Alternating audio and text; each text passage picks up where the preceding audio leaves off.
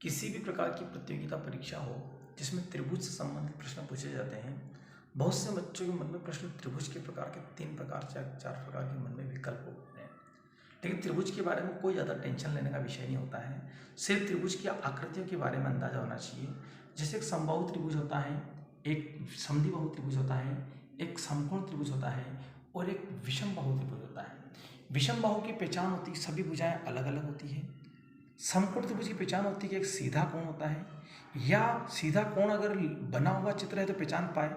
चित्र नहीं पहचान पा रहे हो तो कुछ नहीं करना है, बड़ी भुजा का स्क्वायर करना है और दोनों छोटी भुजाओं के स्क्वायर करके जोड़ लेना है। उसके बराबर अगर जोड़ा जाता है तो आपका समकोण त्रिभुज है।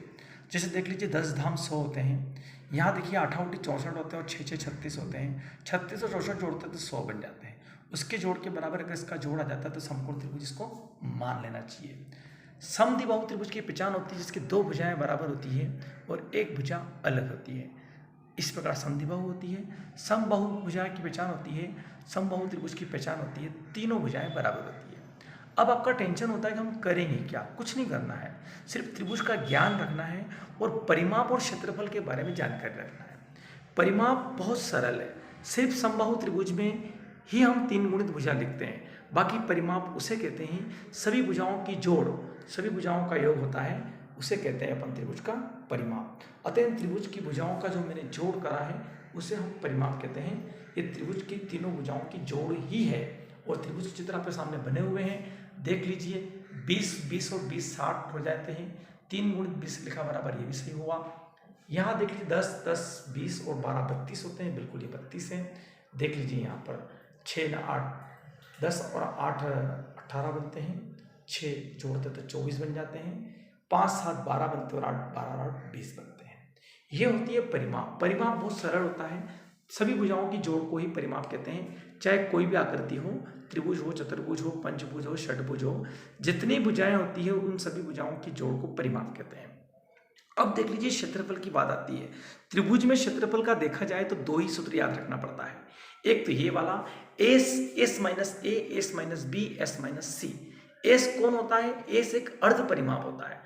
अर्ध परिमाप के सूत्र को ए धन बी धन सी बटे 2, मतलब त्रिभुज की तीनों भुजाओं की जोड़ में 2 का भाग दे देते हैं, उसे एस कहते हैं, मतलब अर्ध परिमाप कहते हैं। इस एस का प्रयोग सूत्र में करना होता है। ये त्रिभुज की तीनों भुजाएं आपको देखने को मिलती है। जैसे इस सवाल में देख लीजिए आप 10 10 और 12 इन तीनों भुजाओं की जोड़ करी तो 32 आए और 32 में 2 का भाग दे तो 16 आए। 16 एस है, अतः एस की जगह सब जगह 16 रख दिए और 16 में से 10 को घटाए तो 6 आए, 16 में से 10 को घटाए तो 6 आए, 16 में से 12 घटाए तो 4 आए। अब ये दी गई वर्गमूल में से सिर्फ वर्गमूल निकालना है। इसका जोड़ा कंप्लीट है इसलिए लिख दिया। 16 का वर्गमूल 4 निकलता है जो लिख लिया, और 4 का वर्गमूल 2 निकलता है तो लिख दिया, और आपस में गुणा करके इसको 48 लिख दिया।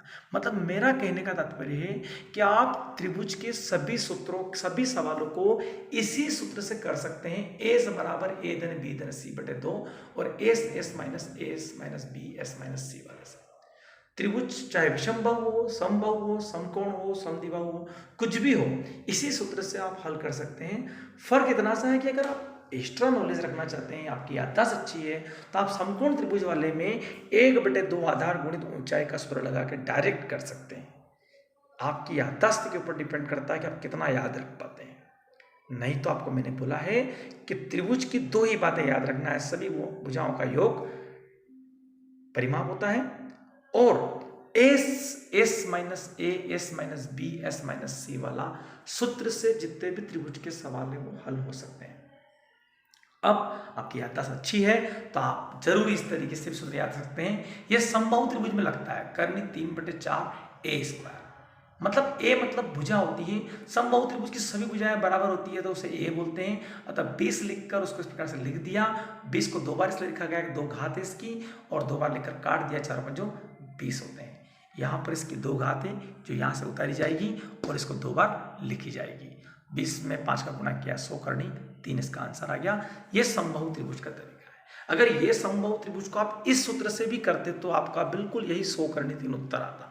इसको 1/2 3 आधार गुणित ऊंचाई वाले से के बजाय अगर उससे ही सूत्र से करते तो भी उसका उत्तर भी 24 ही आता। क्योंकि मैं इसको समझाने के लिए एक उदाहरण का प्रयोग नीचे कर रहा हूँ, देख लीजिए। ये जैसे 3 भुजाएं हैं 6 5 5, अतः त्रिभुज की 3 भुजाएं होना जरूरी होती है। 3 भुजाएं जिसमें होती है उसमें अपन परिमाप ला सकते हैं। परिमाप लाए इस प्रकार से 6 5 11 11 5 16 16 में 2 का भाग दिया 8 उत्तर आए, ये हमें एस मिला। अतः ये हमने एस सूत्र में रख दिया 8, 8 में से 6 जाते हैं तो 2 आते हैं, 8 में से फिर 5 जाएंगे तो 3 आएंगे, और 8 में से 5 जाएंगे तो फिर 3 आएंगे। अतः 3 का जोड़ा बन जाएगा यहाँ पर। देखिए 8 बचे हुए हैं, 8 में 6 जाते हैं 2 आते हैं, 8 में 5 जाते हैं 3 आते हैं, 8 में 5 जाते हैं 3 आते हैं। इस 3 का जोड़ा 1 बन गया है जो मैंने यहाँ लिख दिया है, ये 3 का जोड़ा लिख दिया। अब ये 2 कहाँ से आए? ये 2 इसमें से निकाले गए। क्यों निकाले गए? यहाँ 4 बच जाएंगे, 4 का एक जोड़ा 2 निकल जाएगा और एक 2 इसको दे दिया जाएगा तो एक जोड़ा इसका बन जाएगा। अतः 2 गुणित 2 गुणित 3, 2 दूनी 4, 4 दिया 12। ये त्रिभुज के क्षेत्रफल है। मतलब मेरा कहना है आप त्रिभुज आपकी संविदा शिक्षक भर्ती या एमपी टेट या रीट ऐसे एग्जाम में अगर आप कभी भी तैयारी करते हैं, त्रिभुज आता है तो आप त्रिभुज के मामले में टेंशन ना लें। त्रिभुज की 2 ही बातें याद रखें, एक परिमाप होता है त्रिभुज के अंदर और एक क्षेत्रफल होता है। परिमाप उसे कहते हैं कि समस्त भुजाओं के योग को परिमाप कहते हैं, और क्षेत्रफल किसी का भी याद करना हो इस सूत्र से हल किया जाता है। कहने का मतलब 3 भुजाएं होना जरूरी है आपके पास। 3 भुजा जिसमें होती है उसमें इस तरीके से सवाल को किया जाता है। धन्यवाद। आप 2 ही सूत्र याद करके त्रिभुज की समस्या का सवाल या हल कर सकते हैं। धन्यवाद।